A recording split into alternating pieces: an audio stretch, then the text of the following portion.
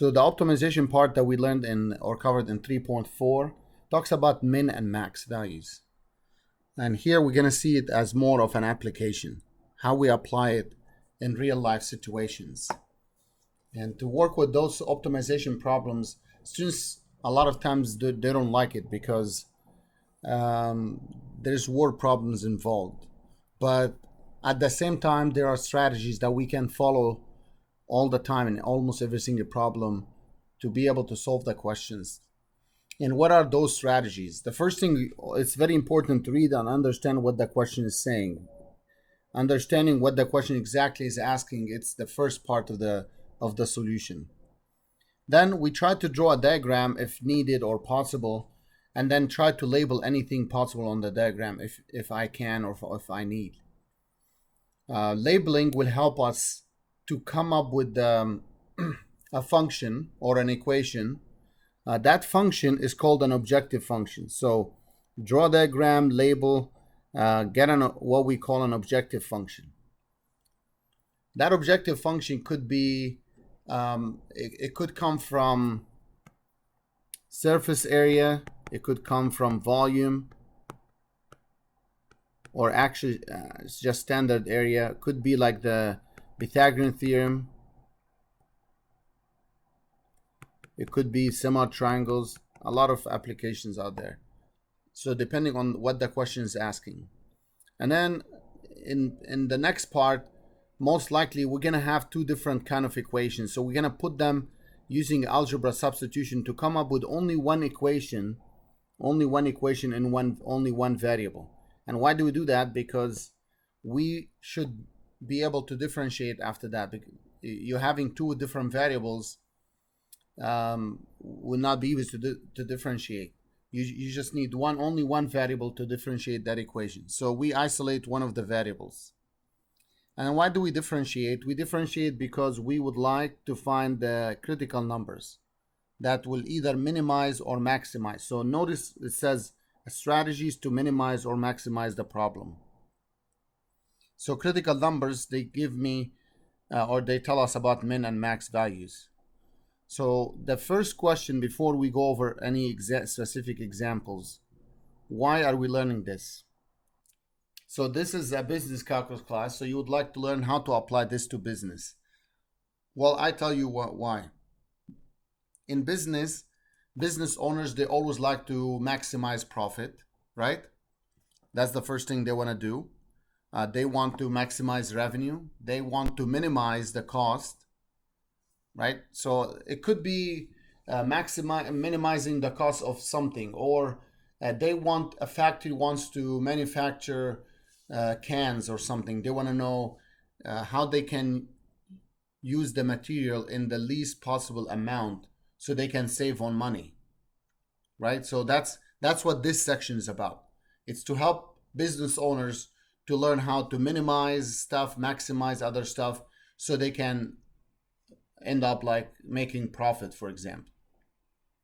And to do so, before we actually look at an actual example about minimizing or maximizing an actual word problem, it would be convenient that we look at try to minimize something like this, an expression E equals x squared plus 2y squared, where x plus y is 3. How do we start with this one? I want to minimize. So when I hear about min or max, that reminds me of about derivative equal to 0, right? Derivative equals 0 or does not exist. So to find the derivative, you need a function in x, only in x, or in any other variable, but just in one variable. This function here, or this expression or equation, is given in two variables, x and y. So what do you guys suggest that we do? You can use the chat or speak up.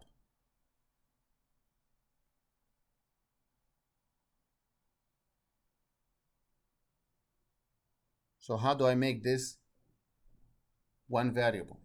What do we do?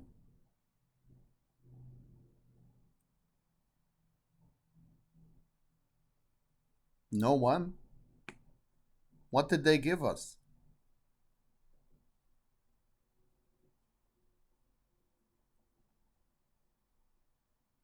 No, you can't find the derivative. Remember, you can't find the derivative of e. So if you want to find the derivative of e, there are two variables. There's an x and y in there.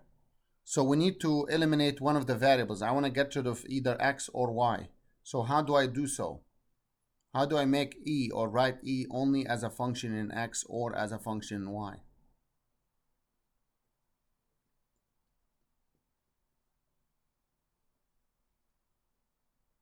Set one variable equal to 0. No. Nope. We don't know. Why do we need to know x is 0? Unless if it's given, we can just pick values for x, random variable. Set e equal to 0. No. There's something. What else they give us?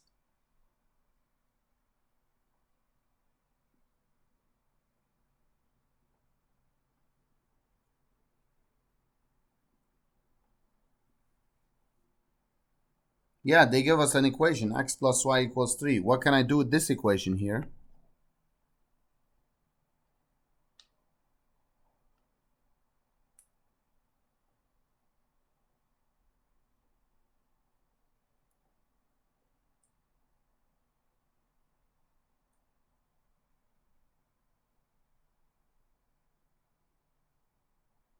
No one?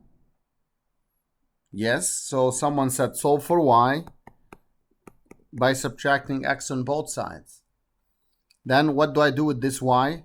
We substitute it back in here. That's the algebra part. So e equals x squared plus 2y squared equals x squared plus 2 times the y is 3 minus x. Now I have a function in x. See, it's only in x. Now from here on, there are two ways. You can either expand everything, simplify, then find the derivative, or you can go ahead and right away find the derivative. So what we did, we read the problem, we understood what that. There's no diagram to draw here, to be honest with you. We have the objective function is given. This is called objective function.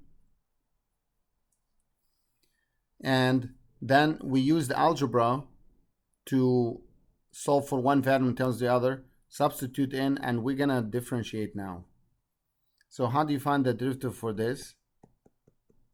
Derivative of x squared is 2x plus, we use the chain rule here. To recall the chain rule, derivative, let's say m, derivative for that, it's m u to the m minus 1 times the derivative of u.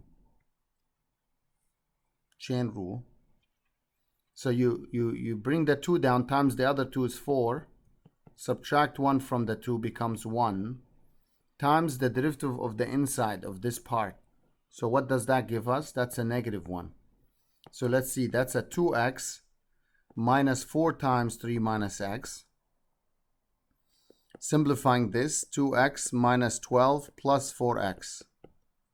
So then f prime of x is 6x minus 12. So how do we find critical numbers? Remember, minimizing, maximizing, set it equal to 0. That gives us x equals 2.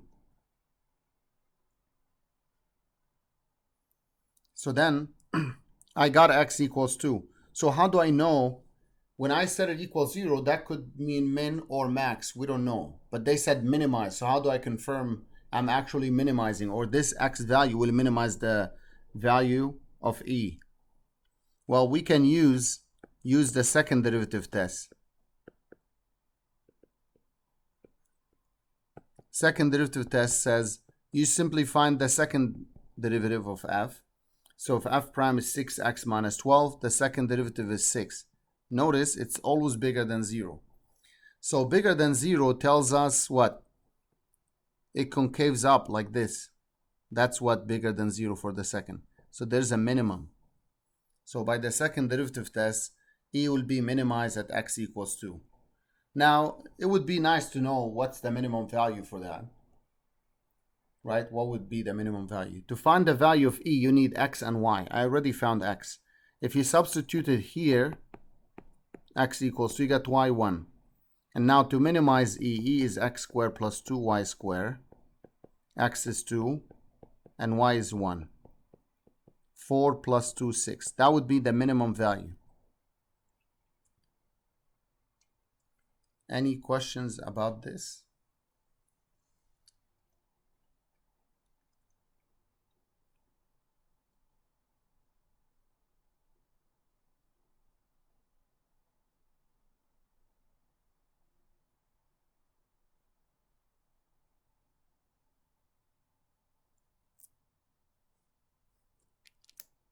Now we move on to another example. What we need to do here is minimizing surface area. So we have this waste management company is designing a rectangular construction dumpster that will be twice as long as it is wide, and it must hold 12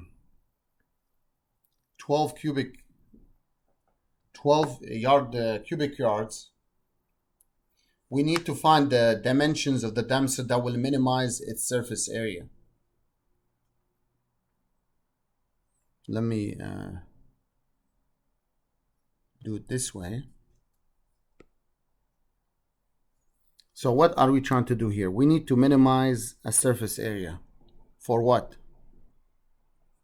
A rectangular construction dumpster, right? We're trying to minimize the surface area.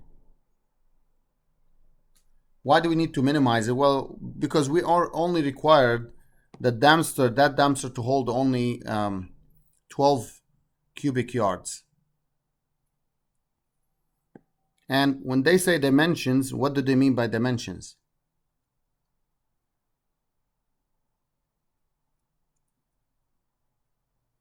The length and width. Length, width, and height. So it goes like this. Assume it's like that. So we need to find what we have so far. We have to read the problem. We know that we need to find the dimensions to minimize the surface area for this, provided that it must hold that much, 12 cubic yards. And they give us a little bit more of information. This is the length, this is the width, this is the height. So they want us to find the length, the width, and the height. So I drew a diagram, label everything possible. Let's see what else they give me. It's a rectangular construction dumpster. That's what it is. That will be twice as long as it is wide. So L is 2 times W, because that's the width. So the length is twice the width. So 2W. And what is the 12-yard cube? What is this? What does it stand for?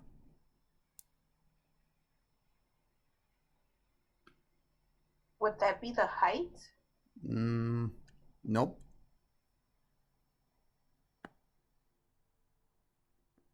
What would be the 12-yard cube?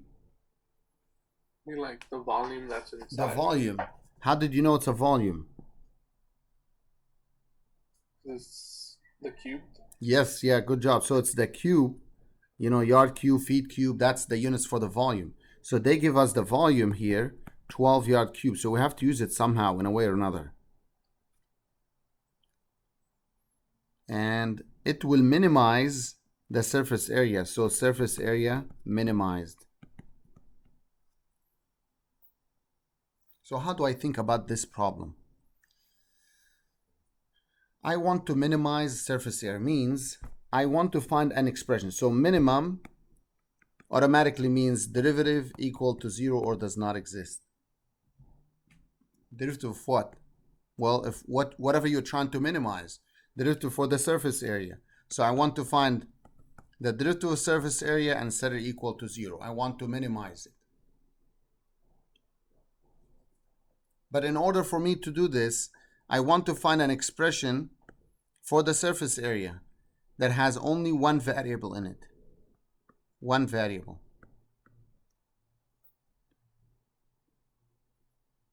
Right? One variable.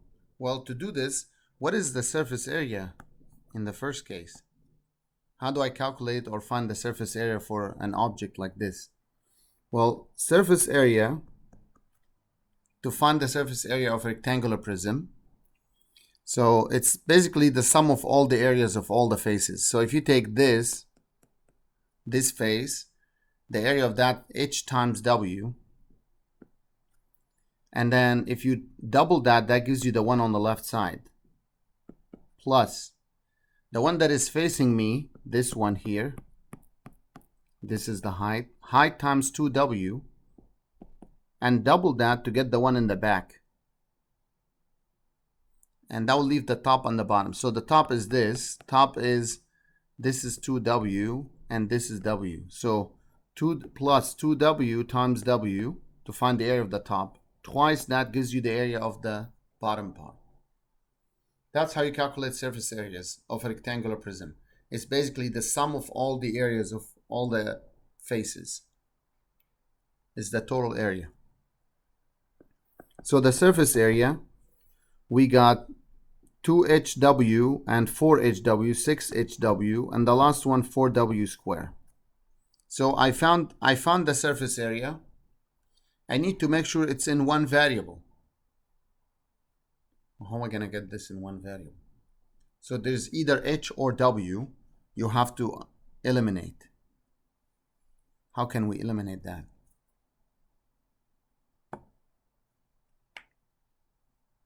Well, I'm going to give you 5 minutes to try to find a way to either isolate h or w, like try to find another equation that has h and w to use it. Remember, in the previous example, they gave it to us. They give us a relation between x and y. So we went ahead and solved for y and then substitute. But here it's not given, so we must find it on our own somehow. So for the meantime, how are we going to get another equation? Anyone has any idea?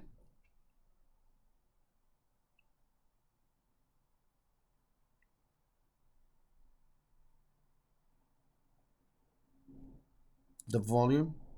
Do you see the volume?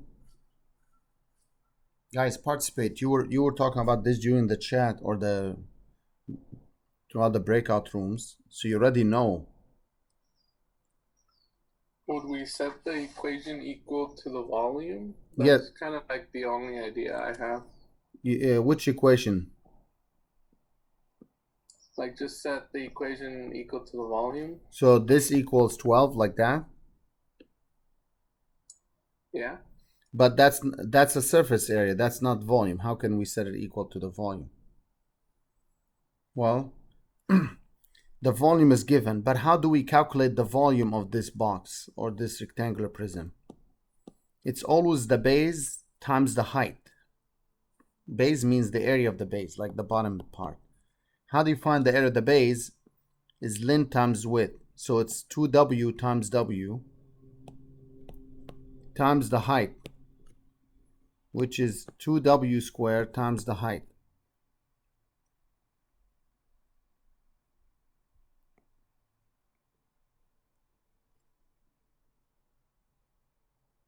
Okay, so that's the volume, 2w squared times the height. Then from this equation, you either isolate h or w. Now, if you want to solve for w, so far we have 12 equals 2w squared h. You divide by 2.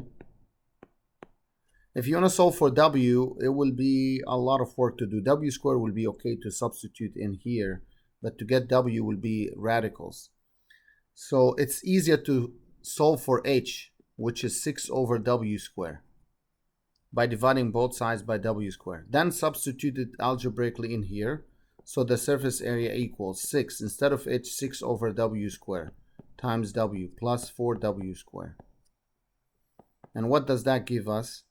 36 over w plus 4w squared.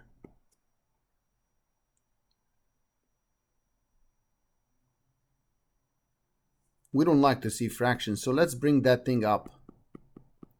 Now I have a function in w. Call it f of w. What are we going to do with this? What's next? So if you look at the plan, we found the surface area. We got it in terms as one variable. So what do we do next?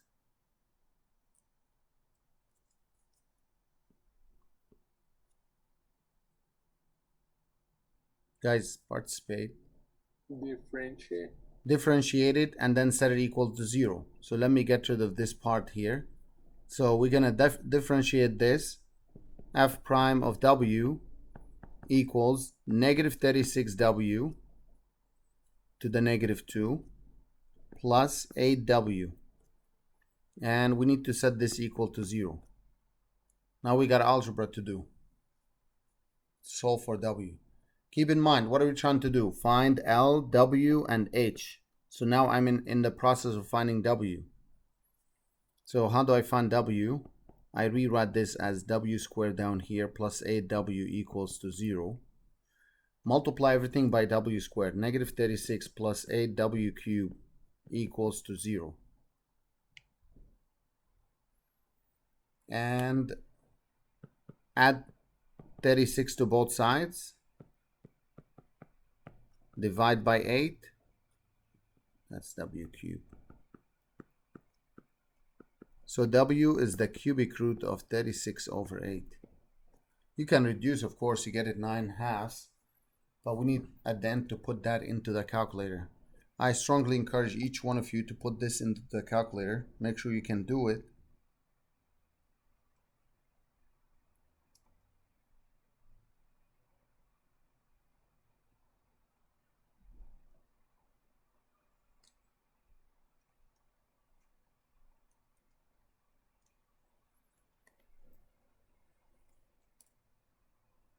So I'm doing it now on the calculator. See what is that gonna give me.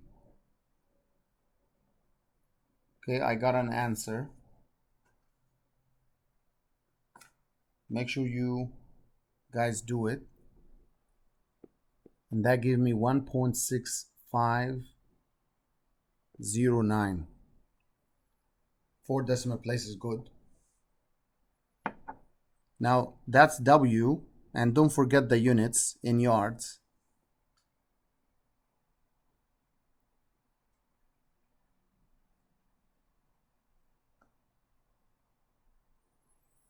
From W, we can find the other one so easily. We find L, which is 2W. So 2 times 1.6509.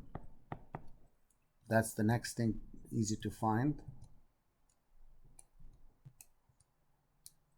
That gives 3.3018 yards again. That's the length, that's the width. And we need the height, H. We know H is 6 over W square. So 6 over this number square.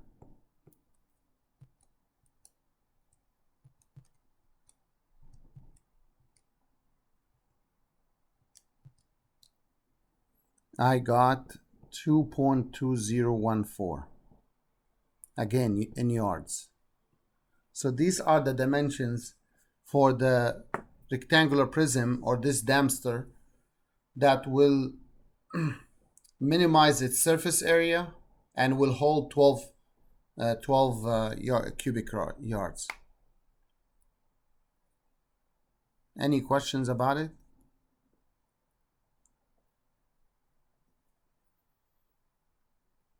So you notice most of the work here, like 80% of it is not more, it's algebra. The only calculus step is this, when we found the derivative. Now, one more thing before we move on to the next one. Remember the question said minimize. When I set it equal to 0, how do I know it's minimized or maximized? Well, again, what we can do the second derivative test. So if you like, you put a note here and find FW prime of W. That would be 72 W to the negative 3 plus 8. And then you substitute this W value that we got, 1 point something. And I assure you that will give you a value bigger than 0. So it concaves up. And since it concaves up, there is a minimum. So it's minimized. So that guarantees or confirms It's actually a minimizing, not maximizing.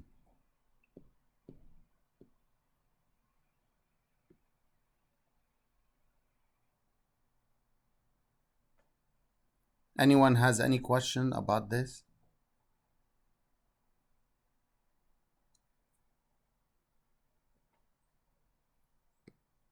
Now we're going to look at another example from actual like sales and profit, revenue stuff. How do we apply it to actual examples like this?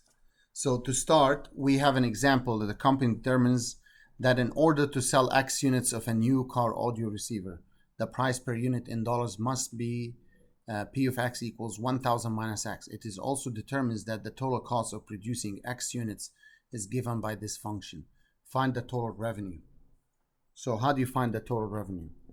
Well, you need to always know what the revenue is, what the revenue function is. Always the number of units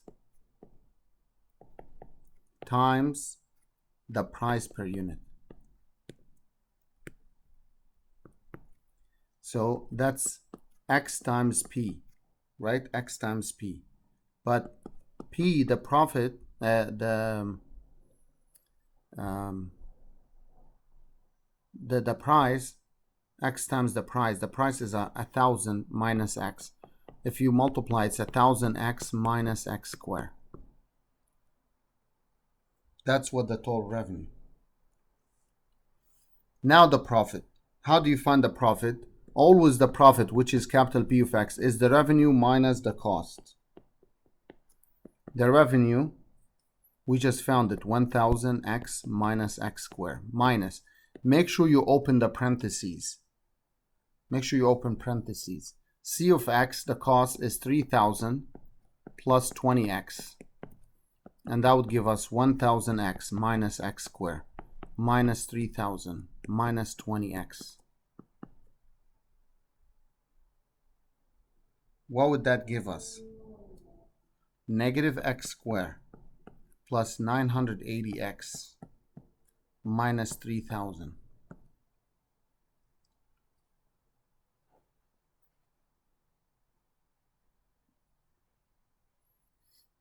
The next step, how many units must be made and sold in order to maximize the profit?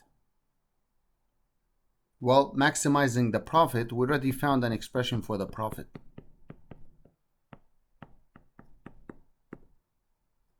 So P prime of X equals, we differentiate this because min or max, and we set it equal to 0. And what does that give us? Negative 2X equals negative 180, 980. Divide by 2, you get 490. So keep in mind, we don't know if this is going to minimize or maximize the profit. To do so, we use the second derivative. So P double prime of X is the derivative of this, which is negative 2. Notice it's always less than 0. Less than 0 means concaves down.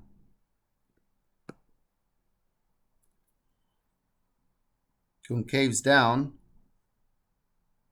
this means there's a maximum there. So it will be, the profit will be maximized at when X is 490. X, remember X is what? Number of units. So the profit will be maximized when selling 490 units. Next part, what is the maximum profit?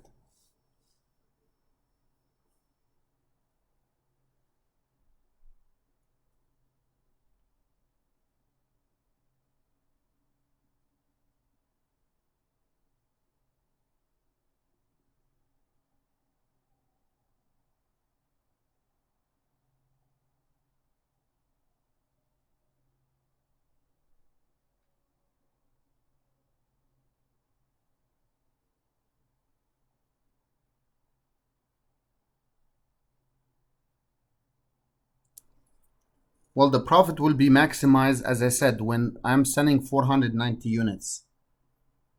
You know, we found P of x. It was negative x squared plus 980x minus 3000. So if I want to find, I need to find P of 490, which is negative 490 squared plus, all I have to do is to find the maximum profit, I just substitute x 490 because we proved that this will be maximized, or the maximized profit at that value of x. So if we calculate that out, you get 237,100. Then what is the price per unit yields this maximum profit? What is that going to be? So they're asking about the price. The price, remember, was given to us 1,000 minus x. So it's 1,000 minus the x unit 490. And if you subtract that, you get $510.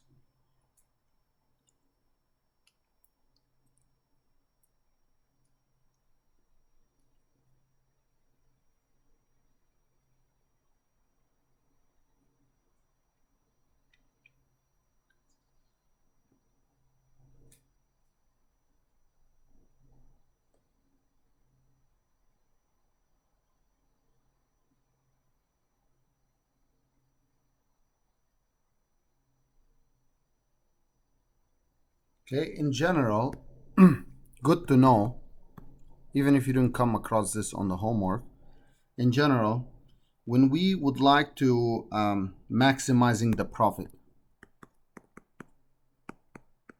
what do we need to do?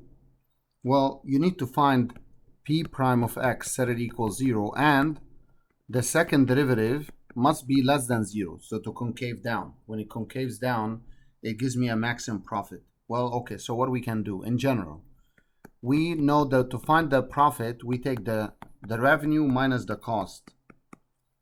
And now let me apply this. Differentiate both sides of this equation. And for the second one, we need to find the second derivative, which is r w prime of x minus c w prime of x. Remember, this must be 0, so this means r prime of x must equal c prime of x, and this must be less than 0, so r w prime of x must be less than c w prime of x. So this can be summarized as a theorem. So to maximize the profit at those x values, r prime of x equals c prime of x, and the second derivative of r should be less than the second derivative of c for x units produced.